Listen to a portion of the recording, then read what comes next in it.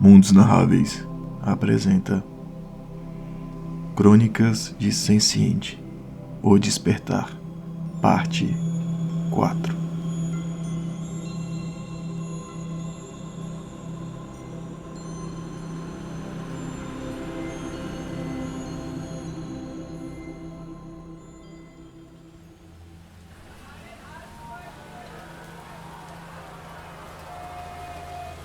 Os sons da Cidade Baixa percorriam os becos e rodovias do gueto. Mercadores vendiam seus produtos em uma cacofonia empedrada de sons, gritos e do barulho noturno. A vida não era fácil para os menos abastados. Viver das sobras da parte de cima não era agradável e muito menos prazeroso. Esperança. Essa era a palavra-chave para a sobrevivência das pessoas que viviam nas favelas, em sua luta diária para conseguir uma refeição e sobreviver mais um dia. Aqueles que abdicaram de sua dignidade tentavam ascender de outras maneiras, entrando em gangues e se envolvendo com a criminalidade. Ali era um lugar onde a frase dinheiro fácil brilhava os olhos, principalmente daqueles que se revoltavam com a situação. Frente a uma loja de artigos religiosos, dois inquietos observavam a movimentação da rua, atentos ao ambiente hostil que os cercava. O mais alto e corpulento fazia questão de mostrar seus implantes e melhoras dos braços, onde agora toda a parte orgânica tinha sido substituída por metal e fios, que mesmo de baixa qualidade, ainda empunhavam respeito e temor em um combate direto. O outro, esguio e magricelo, escondia o rosto em seu sobretudo, mostrando apenas seus olhos vermelhos modificados, com as púpilas verticais como a de um felino, e alguma coisa que constantemente remexia por debaixo das vestimentas. Um carro de alta classe cor vermelha parou frente aos dois, fazendo com que se entreolhassem temerosos. Sabiam que quem possuía carros velozes e de alta performance gostava de ostentar o som do motor, demonstrando a potência de seu veículo e a profundidade de seus bolsos. Agora, silencioso como esse que chegara, significava apenas uma coisa: o carro de um assassino, um rachachim. Tem certeza que é aqui? Asimov olhara com desconfiança o painel da loja. Sim, com certeza ele sabe o significado dos seus glitches, respondeu Davi, colocando a mão sobre o ombro do androide. John descera do carro escondendo a arma na jaqueta. Acho melhor resolvermos isso rápido, cara, disse olhando ao redor. Aqui tem muitas gangues que nos dissecariam por dinheiro, principalmente tu, homem de lata. Um gelo na espinha percorreu o corpo de John. Por onde olhara, as pessoas o observavam com semblante suspeito. Alguns demonstravam armas, outros se juntavam para demonstrar força. Sabia que aquela região não era das melhores, e mesmo acostumado com o gueto, estar na mira de todas aquelas pessoas o deixava impacientemente receoso. É bate e volta, John. Davi deu o primeiro passo de fé, indo em direção aos dois capangas frente à loja. Em uma caminhada curta, os três chegaram à porta da loja. O inquieto mais largo os olhou com um ar intimidante, forçando os braços e demonstrando as veias e o vigor que tinha. Davi o apenas fitou, sem mexer um músculo em retirada. Seus olhos adentraram a alma do inquieto, fazendo com que um desconforto percorresse seu corpo. Aqueles olhos frios e imponentes o travaram por completo, a ponto de não conseguir movimentar as pernas. Viemos ver boa Sandy. A voz calma nem parecia ser dita por um assassino. O inquieto mais esguio os fitou com os olhos de cobra, percorreu o corpo do Davi com um scanner à procura de algo que indicasse perigo. Queremos apenas conversar. Os dois capangas se entreolharam novamente e, com um aceno de cabeça, começaram a se afastar. Do sobretudo do mais esguio, uma cauda metálica em formato de triângulo saiu, rodopiando pelo seu corpo e depois empurrando a persiana da loja para que os três pudessem passar. John passou primeiro, sendo seguido por Asimov e depois por Davi, que relutou em entrar por um segundo. Percebeu que a ponta da cauda do inquieto pingava uma substância verde gosmenta, com cheiro ocre e aspecto viscoso. Veneno sintético, com certeza. Uma gota poderia fazer um grande estrago e terminar a noite deles ali, em uma viela do gueto. Meu carro está na responsabilidade de vocês. Se alguém encostar nele, usarei seus implantes como decoração. E adentrou.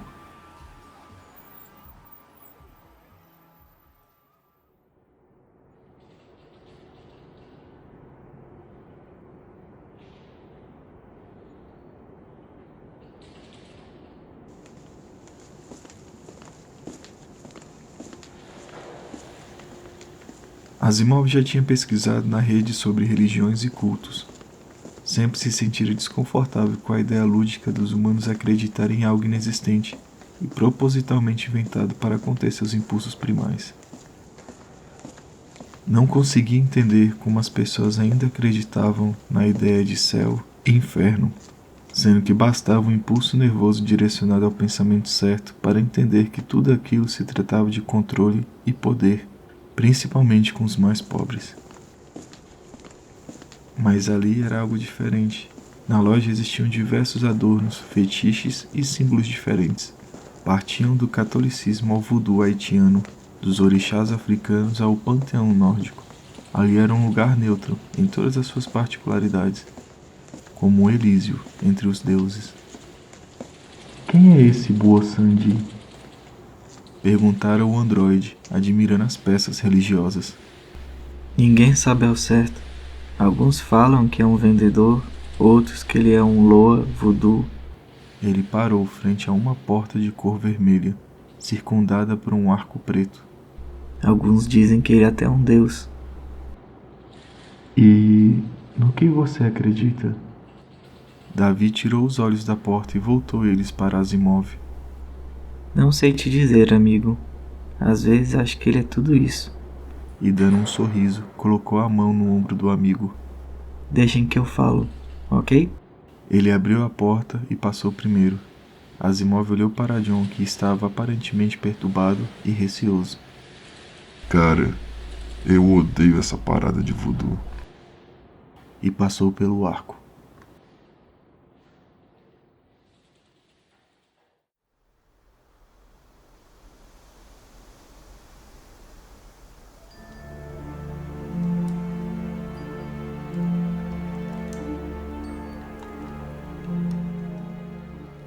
Davi reconhecera o local. Toda vez que entrara ali, se lembrava do primeiro dia que encontrou Boa Sandi. Em meio a uma tempestade, sua nave fora acertada por um raio, fazendo com que ele colidisse em uma das partes do gueto da Cidade Baixa. Quando acordou, estava nessa mesma loja em cima de uma mesa, com ataduras e suturas espalhadas pelo corpo, e o cheiro de alguma coisa que pairava o profano.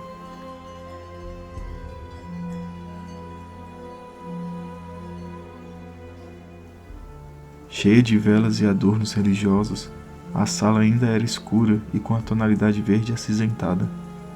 Algo como alguns códigos passavam por cabos que estavam espalhados pelo ambiente. No centro, um homem de estatura mediana e corpo seco repousava com as mãos sobre a mesa de madeira cheia de objetos. Davi se aproximou lentamente, em passos cautelosos e em total silêncio. Aquele que vem lhe traz a morte.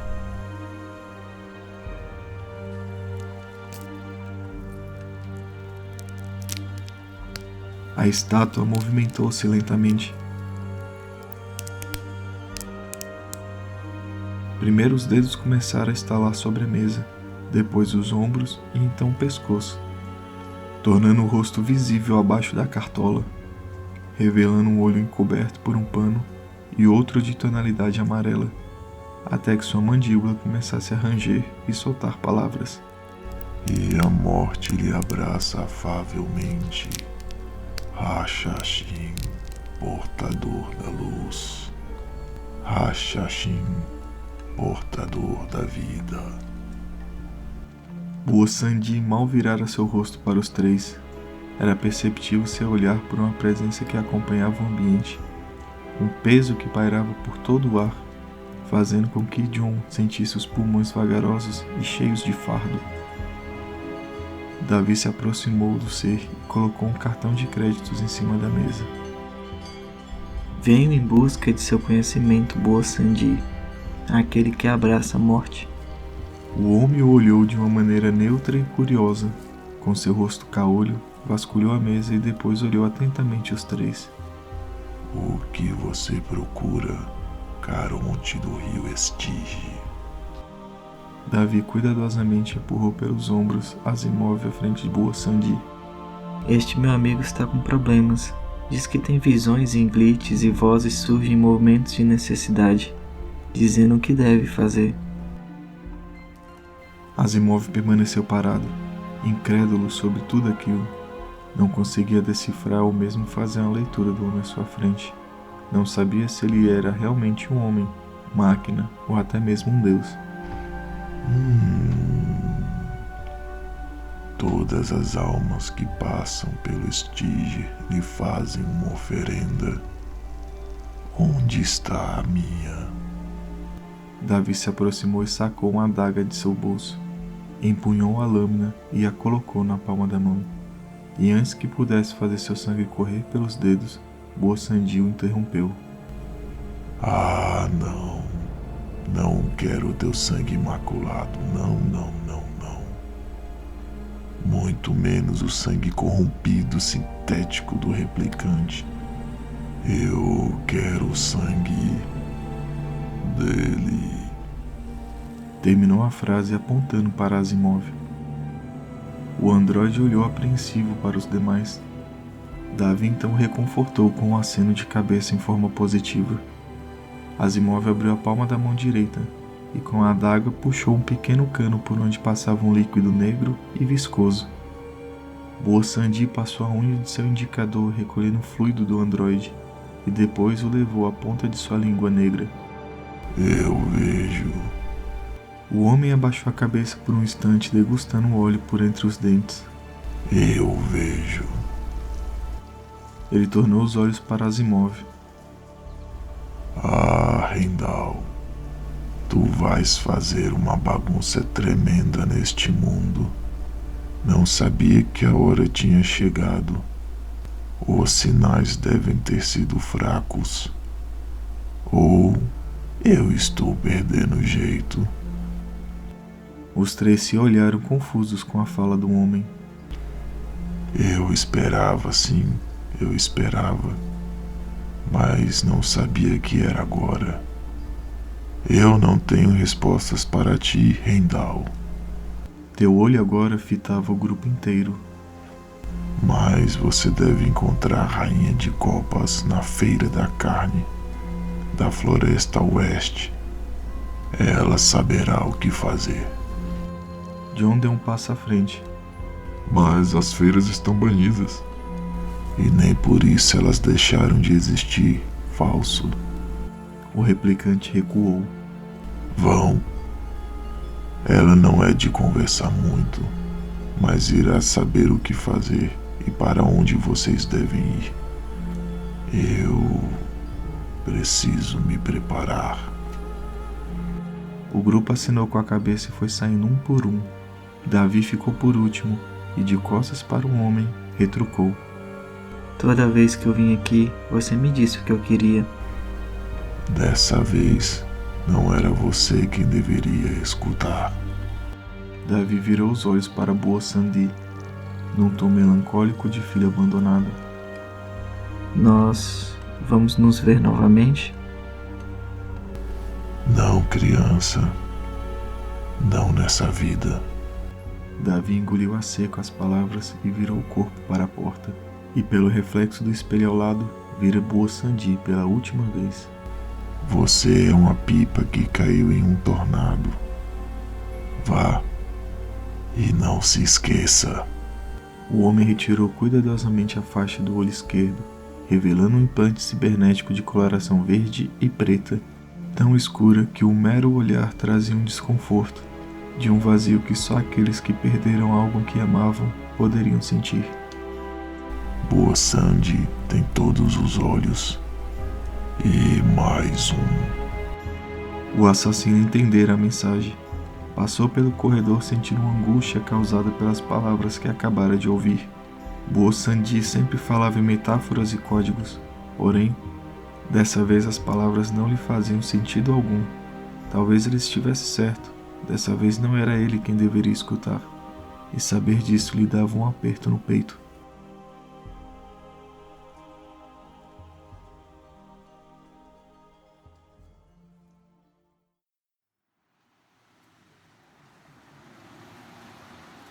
Passando pela persiana, viu John vasculhando detalhes no carro, como se procurasse uma batida ou arranhão. Asimov estava parado olhando ao redor. Onde estão os guardas? Davi olhara ao redor procurando sinais de luta ou fuga, mas não encontrara nada fora do normal. Ao tornar os olhos para trás, toda a loja estava diferente. As luzes haviam se apagado, não existia mais barulho das peças religiosas e até mesmo o ar parecia parado lá dentro, como se fosse uma casca sem alma. Asimov chegou perto de Davi, com a visão para o interior da loja. Como eles conseguiram esvaziar a loja? Eles nem passaram pela gente no corredor. Esse é um dos poderes de Boa Sandy. Nem tudo é o que parece. Eu odeio essas paradas de voodoo. Vambora daqui, cara. John abriu a porta e entrou no carro. Davi olhou para a loja uma última vez. Vamos.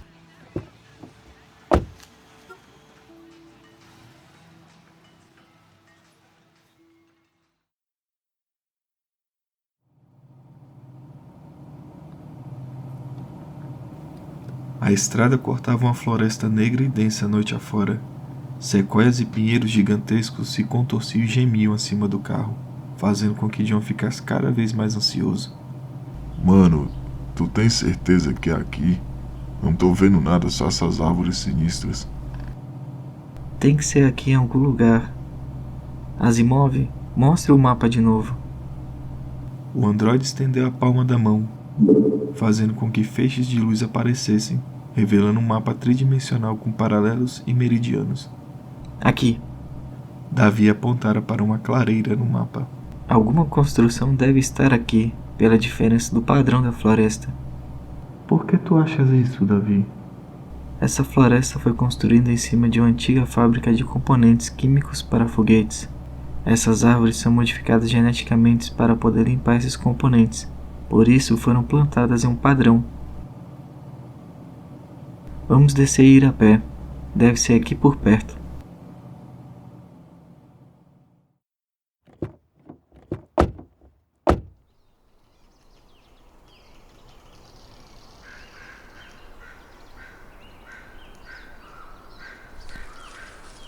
Os três desceram do carro e começaram a andar.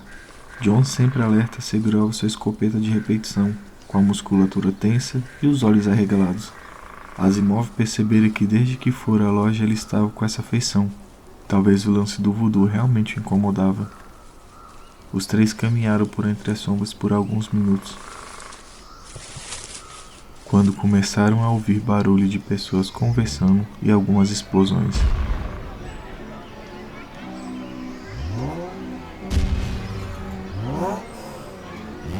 É aqui, a feira da carne. Asimov olhara o ambiente, e se tivesse algum sistema nervoso orgânico ele estaria em alerta agora. Pedaços de androides estavam espalhados por todo o local, desde as cercas até em adornos no corpo das pessoas. Usavam como souvenirs e incredulamente sorriam de alegria. Asimov, talvez você não goste do que vai ver aqui. Asimov observou novamente o grande portão de ferro cheio de adornos pendurados. Era perceptível seu incômodo. Não tem problema, Davi. Viemos com um propósito, e não vou recuar até que seja cumprido. Os olhos de Asimov mudaram desde a primeira vez que se encontraram. Davi percebera que depois de tudo que viveram, Asimov não era mais o pequeno androide ingênuo que encontrava na mansão de Vasily. Seus olhos eram marcados por toda a trajetória de aprendizado, perda e violência que viveram. Davi temia que o mundo corrompesse seu amigo com toda a realidade empurrada em sua face, e que talvez, no final dessa jornada, ele não pudesse ser mais o mesmo de antes. Tudo bem, amigo. Vamos fazer o que tiver e sair o mais rápido daqui, ok? Asimov concordou com a cabeça. Davi, como vamos passar por ali, cara? Se a gente for com Asimov lá, ele já era. John coçava a barba falha no queixo enquanto olhava a entrada. Davi olhou atentamente a estrutura. Procurava uma falha na grade metálica ou em um lugar que pudesse adentrar. Temos que entrar pela porta da frente, disse Davi apontando para os guardas do portão. Vão me passar por fornecedor e dizer que vocês dois estão aqui para o show. John olhou torto para Davi. Tu tá de sacanagem, né? É o único jeito, John. O único sem chamar atenção. John respirou fundo e acenou com a cabeça. É, Asimov. Parece que a escória vai servir aos humanos novamente. Me sigam e não falem nada. Davi deu o primeiro passo em direção à feira. Na porta, um segurança de aparência nada gentil e olhos furiosos o fitou com um ar de soberba e intimidação. Viemos para a apresentação, disse apontando para os dois colegas. Estes dois são meus para o show de sobrevivência. O homem virou os olhos para um painel ao seu lado com letras e números. Davi percebeu que ali eram os nomes das atrações principais e, com o raciocínio rápido de um assassino, ele mudou sua feição, se tornando mais amável. Olha, cara, eu tô tentando a sorte grande, ok? Talvez se eles derem um bom show, posso chegar às finais, certo? Disse mostrando um cartão de 200 créditos. O homem olhou aos lados e virou seu corpo para a câmera, tampando o exato momento em que sacou o cartão e colocou debaixo da papelada.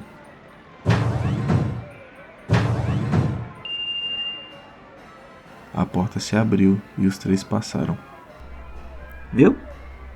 Eu disse que ia dar certo. Claro, só tivemos que bancar as atrações. A feição de John não escondia seu descontentamento. Calma, John. Tudo é pelo bem maior. Os três começaram a vasculhar o local, e para consenso de todos, aquilo não era humano. Pessoas se divertiam em arquibancadas, vendo androides sendo destruídos e quebrados. Peças voando por todos os lados, sendo destroçadas por atropelamento de carros turbinados. Outros rodavam em máquinas de tortura parecidas com as máquinas medievais. E, o pior de todos, aqueles que pagavam uma grana preta para destruir androides com armas brancas. Asimov olhou toda aquela cena. Vários de seus semelhantes eram destruídos por mera diversão, em uma cacofonia de alegria e retalhos de metal sendo girados no ar, em um circo de horrores que, caso fosse orgânico, seria classificado como um dos antigos filmes de terror. Precisamos encontrar a Rainha de Copas, o mais rápido possível. Os olhos do androide cercavam o ambiente. A tarefa seria difícil, uma vez que ir vestidos com fantasia era algo comum na Feira da Carne. Muitos usavam adornos e roupas que tampavam as suas feições e rosto. E na mente de Asimov, uma pergunta veio. Por que os humanos precisavam de tantas máscaras para esconder sua felicidade? Os três foram caminhando em meio à multidão. Davi observara que os guardas ali não usavam armas de fogo ou energéticas. Eram apenas cacetetes ou soqueiras presas aos punhos. As pessoas não se incomodavam com a presença de Asimov ou John. Alguns até passavam a mão, tentando decifrar o toque se eles eram reais. Alguns ainda tentavam puxar um pedaço da roupa de John ou algum de seus cordões de miçanga, como se fosse um espólio de algum guerreiro antes de ir ao combate. Em meio à multidão, Asimov viu uma mulher de olhos tristes e pequenos, virados para baixo, como em um movimento autômato, carregando uma caixa de doces, cigarros e outras drogas que poderiam ser vendidas ali. Ele forçou o leitor e viu que sua roupa era preta e vermelha, com desenhos de um coração na bochecha. Davi, o androide apontou para a mulher. Será ela? O assassino a fixou com seus olhos. Agora que perceberam que todas as mulheres que trabalham ali estavam com vestimentas baseadas no baralho, algumas com sinais de coração, ouros e paus. Todas elas estavam vestidas com o símbolo da sorte e naipe das cartas. Agora é nossa aposta mais alta. Vamos chegar nela e...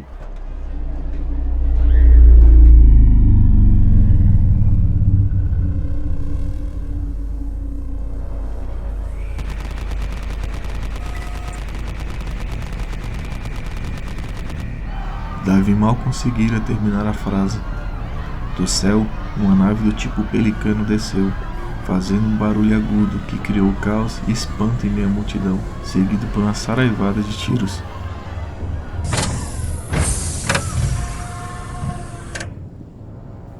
A nave desceu à porta de trás, e das sombras e fumaça, um ser de aparição humanoide, corpulento de armadura fechada, surgiu.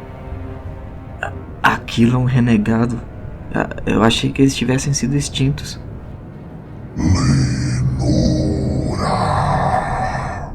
Luzes azuis escapavam dos olhos da criatura.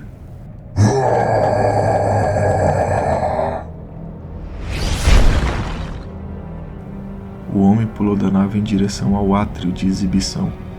A queda de 20 metros não pareceu lhe afetar em nenhum ponto, pousando como um torpedo caído ao chão e levantando uma nuvem de poeira recoberta por um azul celeste. O colosso emitiu um ganido, e de suas costas ele puxou um machado totalmente azul, com vapor exalando de suas extremidades. E com passos pesados começou a andar em direção à mulher que Asimov apontara. John, busque um veículo de extração para sairmos daqui. Asimov, resgate a rainha. Davi puxou sua katana Omni das costas. Eu cuido do renegado.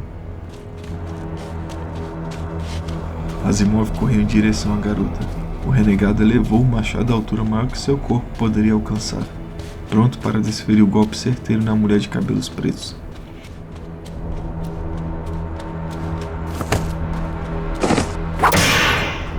Asimov a envolveu com seus braços e rolou com ela ao chão.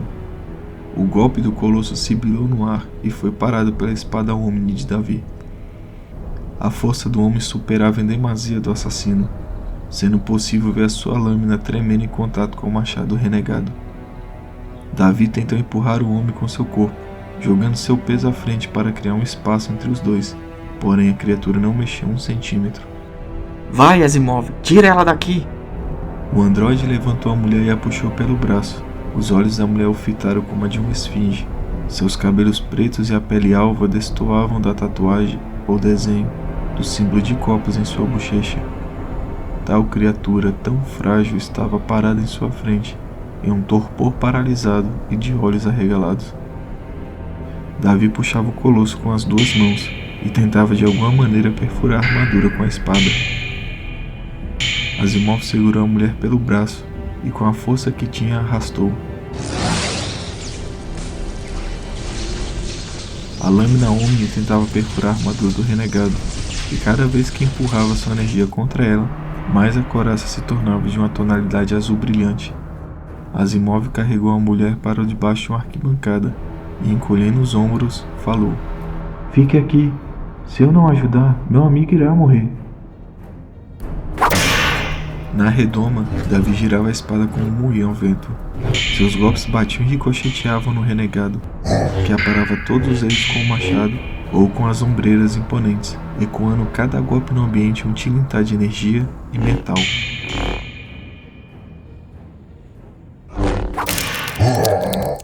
Em certo momento, Davi conseguiu ferir a criatura no peito, cravando a espada em um momento de distração, subindo um barulho de solda e metal derretido com um cheiro de carne podre no ar. E com um chute, ele afastou a criatura de perto de si. Davi sorriu por um momento, vendo o renegado segurar com a mão direita o local da ferida.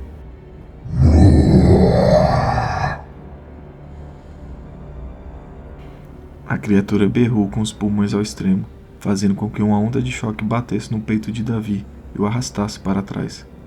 Se não fosse seus olhos lhe mostrando, provavelmente não acreditaria. O renegado pairou a mão sobre a ferida e com um rugido liberou uma onda fria pelas mãos.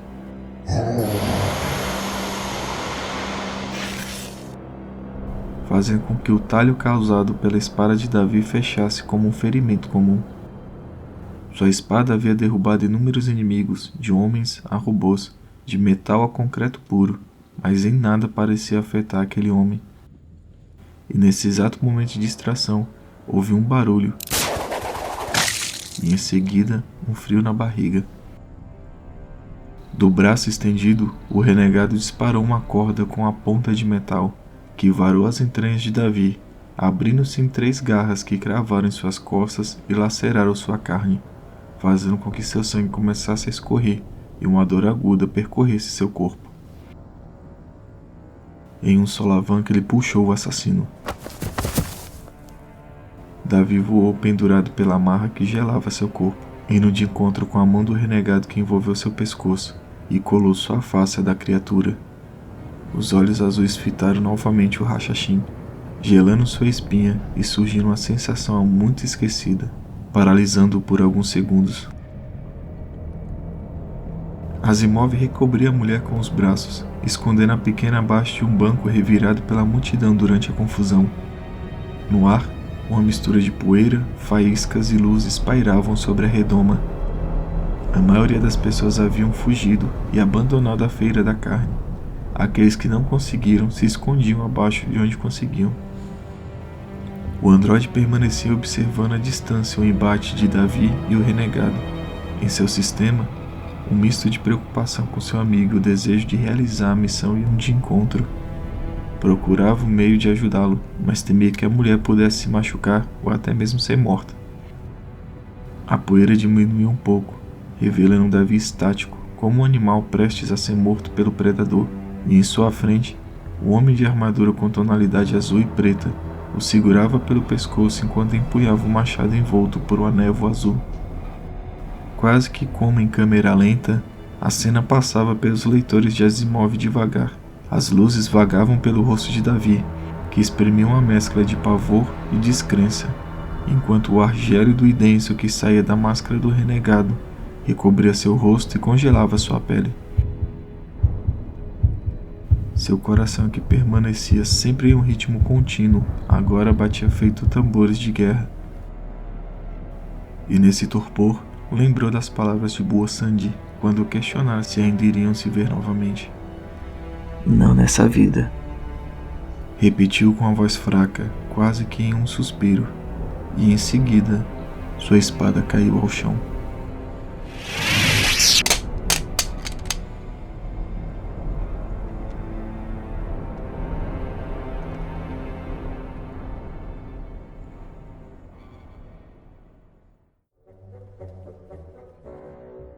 Olá, muito obrigado por ter escutado meu conto até o final. Confesso que esse projeto está sendo bastante divertido e eu estou fazendo com toda a dedicação. Peço que, caso tenha gostado, compartilhe nas suas redes sociais. Muito obrigado.